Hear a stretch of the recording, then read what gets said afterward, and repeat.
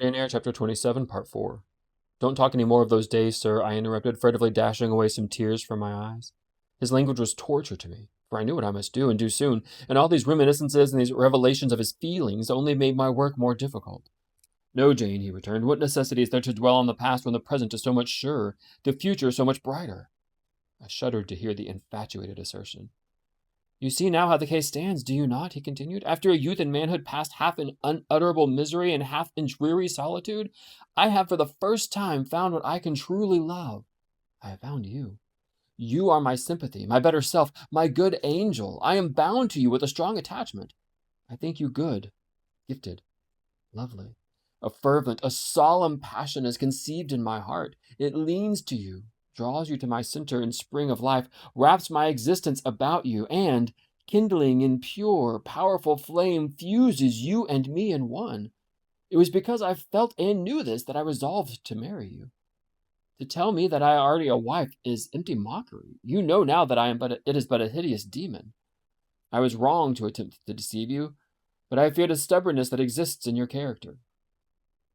I feared early instilled prejudice. I wanted to have you safe before hazarding confidences. This was cowardly. I should have appealed to your nobleness and magnanimity at first, as I do now, opened to you plainly my life of agony, described to you my hunger and thirst after a higher and worthier existence, shown to you not my resolution, that word is weak, but my resistless bent to love faithfully and well, where I am faithfully and well loved in return. Then I should have asked you to accept my pledge of fidelity and to give me yours. Jane, give it to me now. A pause. Why are you silent, Jane? I was experiencing an ordeal. A hand of fiery iron grasped my vitals. Terrible moment, full of struggle, blackness, burning. Not a human being that ever lived could wish to be loved better than I was loved. In him who thus loved me I absolutely worshipped, and I must renounce love and idol. One drear word comprised my intolerable duty. Depart. Jane, you understand what I want of you. Just this promise. I will be yours, Mr. Rochester. Mr. Rochester, I will not be yours. Another long silence. Jane, recommenced he, with a gentleness that broke me down with grief and turned me stone cold with ominous terror, for this still voice was the pant of a lion rising. Jane, do you mean to go one way in the world and let me go another? I do. Jane, bending towards me and embracing me, do you mean it now? I do. And now? Softly kissing my forehead and cheek. I do, extricating myself from restraint rapidly and completely. Oh, Jane, this is bitter. This is wicked. It would not be wicked to love me. It would to obey you. A wild look raised his brows, crossed his features. He rose, but he forbore yet. I laid my hand on the back of a chair for support. I shook. I feared, but I resolved. One instant, Jane. Give me one glance to my horrible life when you are gone. All happiness will be torn away with you. What then is left? For a wife I have but the maniac upstairs. As well might you refer me to some corpse in yonder churchyard. What shall I do, Jane? Where turn for a companion and for some hope? Do as I do. Trust in God and yourself. Believe in heaven. Hope to meet again there. Then you will not yield? No. Then you condemn me to live wretched and to die accursed? His voice rose. I advise you to live sinless, and I wish you to die tranquil. Then you snatch love and innocence from me? You fling me back on lust for a passion? Vice for an occupation? Mr. Rochester, I no more assign this fate to you than I grasp at it for myself. We were born to strive and endure, you as well as I. Do so. You will forget me before I forget you. You make me a liar by such language. You sully my honor. I declared I could not change. You tell me to my face I shall change soon. And what a distortion in your judgment, what a perversity in your ideas is proved by your conduct. Is it better to drive a fellow creature to despair than to transgress a mere human law? No man being injured by the breach? You have neither relatives nor acquaintances whom you need fear to offend by living with me. This was true, and while he spoke, my very conscience and reason turned traitors against me and charged me with crime in resisting him. They spoke almost as loud as feeling, and that clamored wildly. Oh, comply, it said. Think of misery, think of danger. Look at his state when left alone. Remember his headlong nature. Consider the recklessness following on despair. Soothe him, save him, love him. Tell him you love him, it will be his.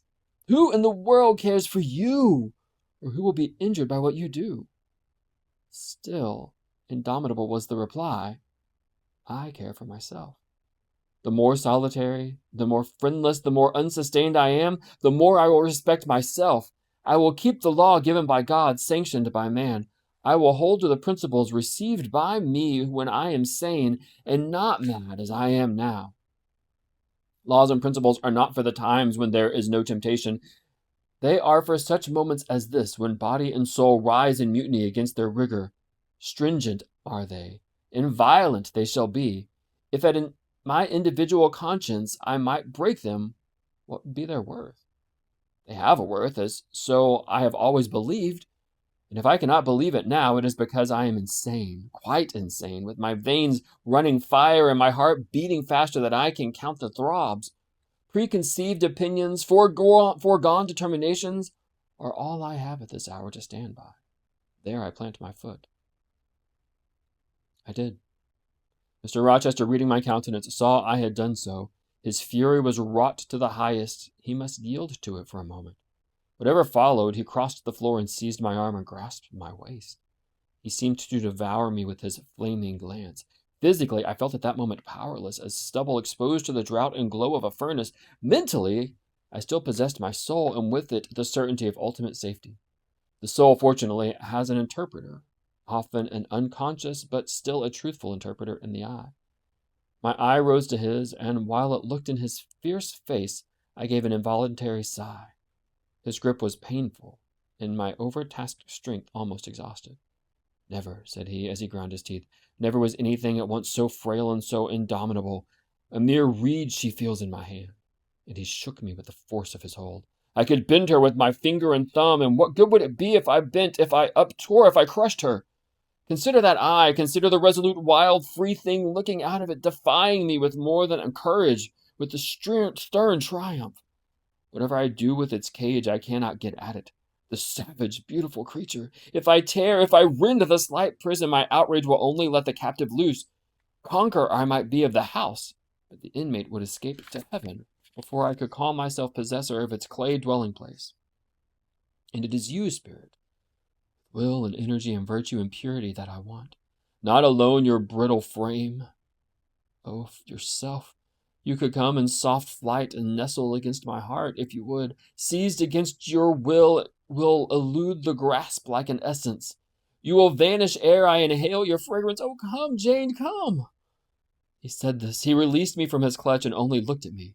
The look was far worse to resist than the frantic strain. Only an idiot, however, would have succumbed now. I had dared and baffled his fury. I must elude his sorrow. I retired to the door. You are going, Jane? I am going, sir. You are leaving me? Yes. You will not come? You will not be my comforter, my rescuer, my deep love, my wild woe, my frantic prayer are all nothing to you? What unutterable pathos was in his voice. How hard it was to reiterate firmly, I am going. Jane, Mr. Rochester.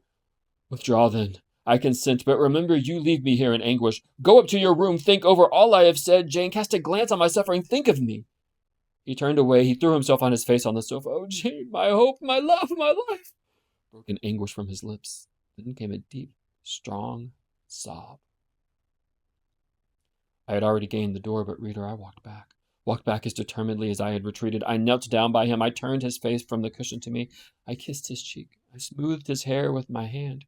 Bless you, my dear master, I said. God keep you from harm and wrong, direct you, solace you, reward you well for your past kindness to me.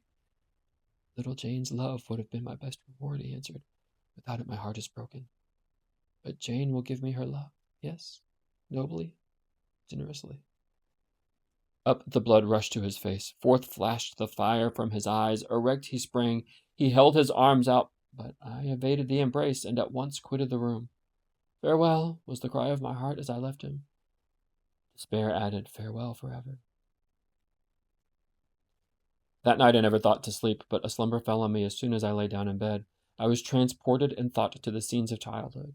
I dreamt I lay in the red room at Gateshead, that the night was dark, and my mind impressed from strange fears.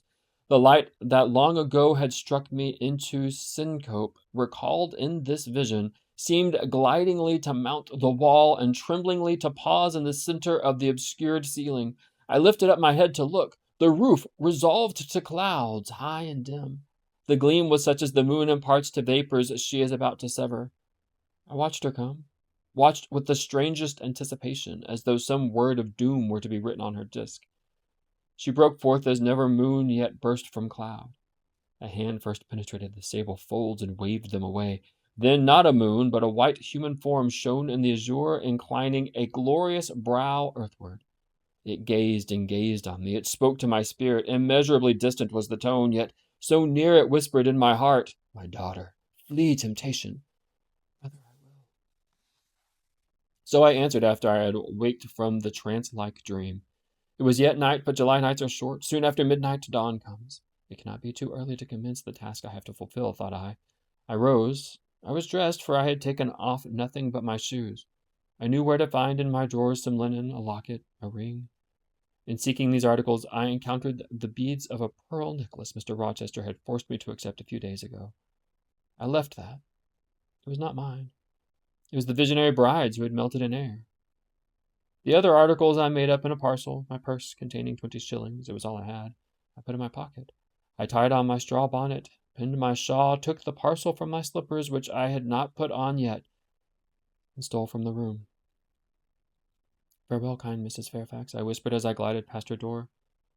"Farewell, my darling Adele," I said as I glanced towards the nursery. No thought could be admitted of entering to embrace her. I had to deceive a fine ear. For aught I know, it might be listening. I would have got past Mr. Rochester's chambers without a pause, but my heart momentarily stopping its beat at the threshold, my foot was forced to stop also. No sleep was there. The inmate was walking restlessly from wall to wall, and again he sighed while I listened. There was a heaven, a temporary heaven in this room for me, if I chose. I had but to go in and to say, "Mr. Rochester, I will love you and live with you through life till death," and a fount of rapture would spring to my lips. I thought of this. That kind master, who could not sleep now, was waiting with impatience for day. He would send for me in the morning. I should be gone. He would have sought for me, vainly. He would have felt himself forsaken, his love rejected. He would suffer, perhaps grow desperate. I thought of this too. My hand moved towards the lock. I caught it back and glided on. Drearily, I wound my way downstairs. I knew what I had to do, and I did it mechanically. I sought the key of the side door in the kitchen. I sought, too, a phial of oil and a feather. I oiled the key in the lock. I got some water. I got some bread, for perhaps I should have to walk far, and my strength, sorely shaken of late, must not break down. All this I did without one sound. I opened the door, passed out, shut it softly. Dim dawn glimmered in the yard. The great gates were closed and locked, but a wicket in one of them was only latched. Through that I departed. It, too, I shut, and now I was out of Thornfield. A mile off, beyond the fields, lay a road which stretched in the contrary direction of Millcote. A road I had never traveled, but often noticed and wondered where it led. Thither I bent my steps. No reflection was to be allowed now. Not one glance was to be cast back, not even one forward. Not one thought was to be given either to the past or the future. The first was a page so heavenly sweet, so deadly sad, that to read on one line of it would dissolve my courage and break down my energy. The last was an awful blank, something like the world when the deluge was gone by. I skirted fields and hedges and lanes till after sunrise. I believe it was a lovely summer morning. I know my shoes, which I had put on when I left the house, were soon wet with dew. But I looked neither to the rising sun, nor smiling sky, nor awakening nature. He who is taken out to pass through a fair scene to the scaffold thinks not of the flowers that smile on his road, but of the block and axe hedge, of the disseverment of bone and vein, of the grave gaping at the end. And I thought of drear flight and homeless wandering, and oh, with agony I thought of what I left. I could not help it. I thought of him now in his room, watching the sunrise, hoping I should soon come to say I would stay with him and be his. I longed to be his. I panted to return. It was not too late. I could yet spare him the bitter pang of bereavement. As yet my flight, I was sure, was undiscovered. I could go back and be his comforter, his pride, his redeemer from misery, perhaps from ruin. Oh, that fear of his self-abandonment, far worse than my abandonment, how it goaded me. It was a barbed arrowhead in my breast. It tore me when I tried to extract it. It sickened me when I remembrance thrust it further in. Birds began singing in brake and copse. Birds were faithful to their mates. Birds were emblems of love. What was I?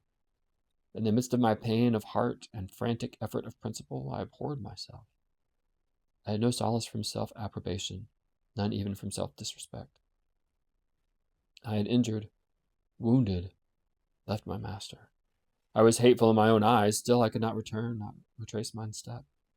God must have led me. As to my own will or conscience, impassioned grief had trampled one and stifled the other.